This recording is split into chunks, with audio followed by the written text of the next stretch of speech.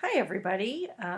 Welcome to Walden University and also welcome to the Introduction to School Counseling course. I'm Dr. Kozlowski, also known as Dr. K, your professor for this course. I thought I'd start out by telling you a little bit about myself in a way that hopefully you would find interesting and want to know.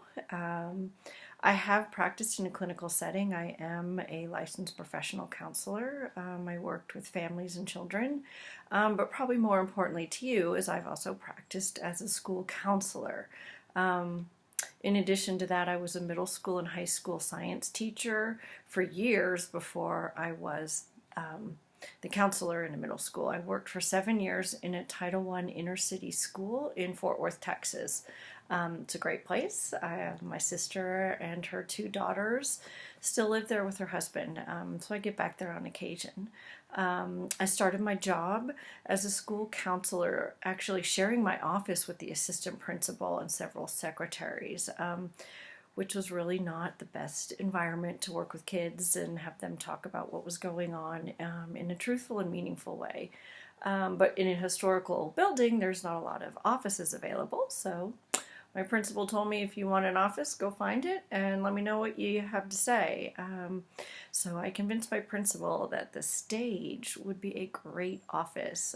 So I spent my first year on a stage, drew the curtain shut, and it actually turned out to be pretty wonderful. Besides the large space, students could come and go rather easily. There were drawbacks. Things were stolen all the time. You can't really lock curtains shut.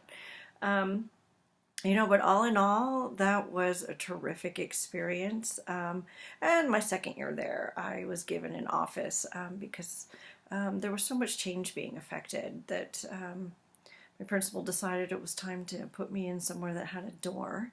Because the school was broken into a lot, so it wasn't just students coming and going and taking things, but it was the theft and the neighborhood where we were at. That she and I worked late a lot, so she began to think outside the box and move other people around. So in addition to the office hunt I embarked on early on in that first year, I started my job with all those duties you can think of: lunch duty, bus duty, hall duty, and all the other more complex duties of testing coordinator, 504 coordinator, RTI coordinator, ELL coordinator. It just goes on and on. And actually, it took 7 years of building a strong relationship with my principal and other staff to establish a fully embedded school counselor role and program on campus. It was data driven and fully embraced the training I had as a school counselor. So keep in mind that the profession is on that bridge and that we are moving forward with new ideas and new paradigms. And it might not be something that you ideally walk into a perfect program in the beginning, the utopia program that you read about this quarter in this course. It takes time. You have to advocate for yourself as much as the students and educate people about how to consistently use a school counselor appropriately. After 7 years, my principal and I were traveling around presenting at principal conferences about the appropriate way to use school counselors and how things can shift on your campus. So it was successful, but it just took some time. I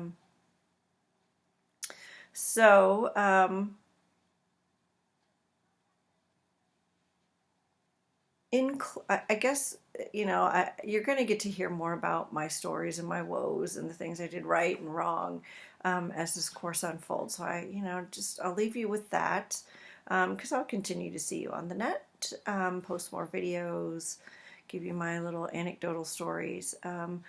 And I want to close with a couple pointers about this course in general. So hopefully you are still listening. This is way longer than I actually intended.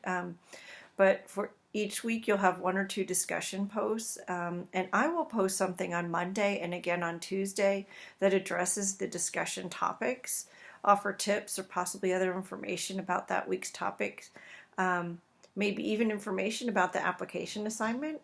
That's kind of something that I actually do every time you have a written paper to turn in. I'll pretty much outline what the paper should look like and narrow down the specific readings that you need to hone in on to complete the assignment appropriately. So check it out. See what I'm posting on Mondays and Tuesdays. I'll do videos, I'll type, depending on how much time I have. Also, when you post your replies to the discussion board, note that your thoughts, your insights, and your reactions are the most important thing to your posting. So go out there and tell me what you've read. Show me that you've learned something, that you know what ASCA has to say about something, that you know about what other speakers have to say, authors of your textbook on a particular topic. But then be sure to add your own voice. I need to know that you are in touch and aware with your inner dialogue, kind of like a Dear Diary entry. Let me try to give you a little specific example. What does it mean to have an opinion or a thought of your own?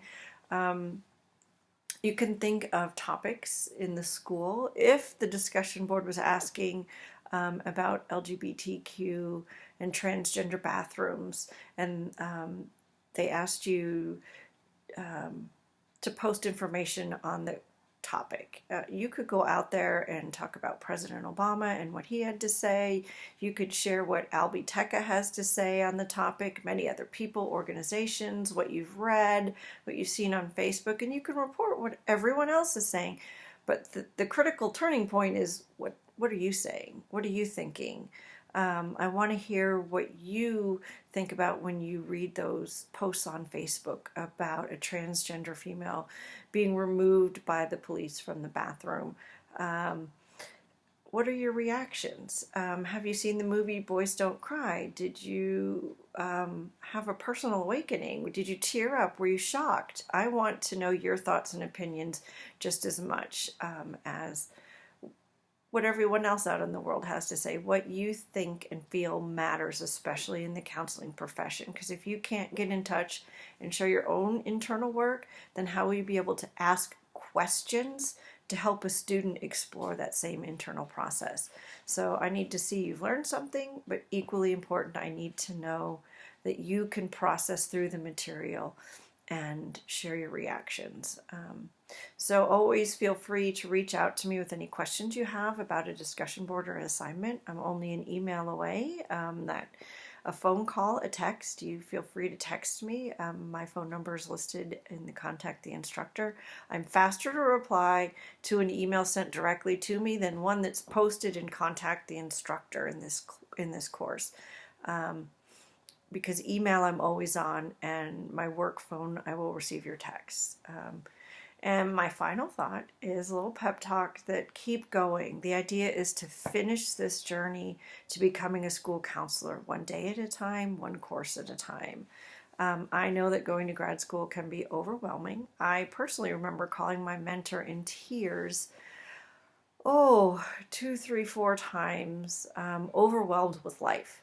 I had small children, I had a full-time job, I was married, classes, reading, papers, the daily work of cooking dinner and grocery shopping and paying the bills and laundry and all the rest of that. And there were times I had to cut back to just one course per quarter, and I saw my friends and my cohort moving forward and graduating, and it took me 4 years to complete the program in my own way and in my own pace, and to take in all the courses had to offer and not to just blow through the information and not learn about myself and embrace what counseling is about. So I encourage you to hang in there. There will be times when it feels like it's all you can do just to log on one more time, or, clean up dinner and do the dishes and read another article or the textbooks. Just keep in mind you can do this. It's worth it. And in the end, you'll look back and be pretty proud of what you've accomplished. It's a great profession. School counseling is amazing. So I'll see you all out there in the course. I try to keep them shorter, the videos shorter than this when I post them, because I want to respect your time. So namaste, and I will see you out there in the course internet.